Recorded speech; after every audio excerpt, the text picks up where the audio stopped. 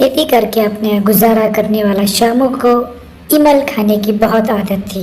वो दिन रात सुबह शाम सिर्फ इमल खाता रहता था। उसकी पत्नी कांता उसके इस आदत से बहुत थक चुकी थी। और ऐसे ही गुटखा खाते खाते एक दिन गोपी की मौत हो गई। उसकी वाइफ कांता बहुत दुखी हो गई। अपने पति की मौत हो जाने के बाद कांता दिन ब दिन रास्ते पर भटकने लगी और थोड़े ही दिनों में उसकी भी मौत हो गई और वो एक चुड़ैल बन गई, जिसे इमल खाने वालों से सख्त नफरत हो गई।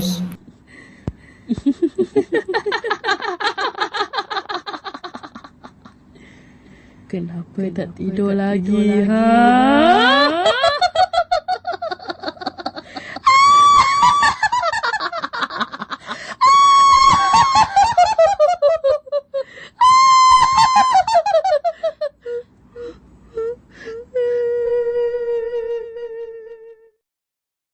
और यहाँ पर दूसरी ओर शहर में राजू, संजू और मंजू तीनों ऑफिस के बहुत अच्छे दोस्त थे।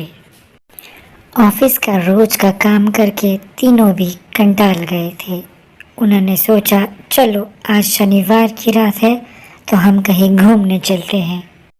तीनों ने फोन करके अपने घर पे बता दिया कि वो घूमने के लिए लोनावला जा रहे हैं और फिर राजू की गाड़ी लेकर तीनों निकल पड़े लोनावला के लिए।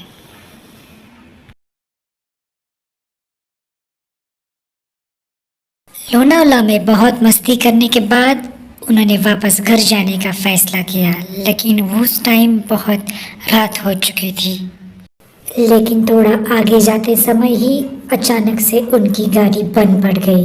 इतने घने जंगल में अब वो पूरी तरह से फंस चुके थे और फिर किसी गाड़ी की तलाश में वो पैदल ही आगे निकल पड़े।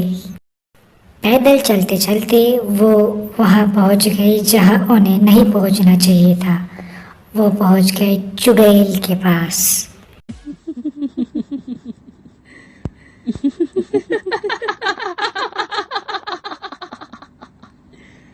Kenapa tak tidur lagi, ha?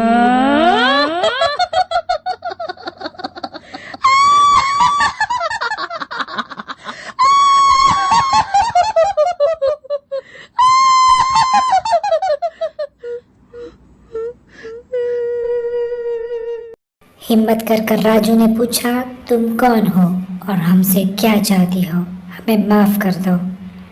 चुड़ैल ने कहा, मैं तुमसे कुछ नहीं चाहती, लेकिन मुझे सिर्फ इमल खाने वालों से नफरत है। गुटखा खाने वाले लोग मुझे बिल्कुल पसंद नहीं।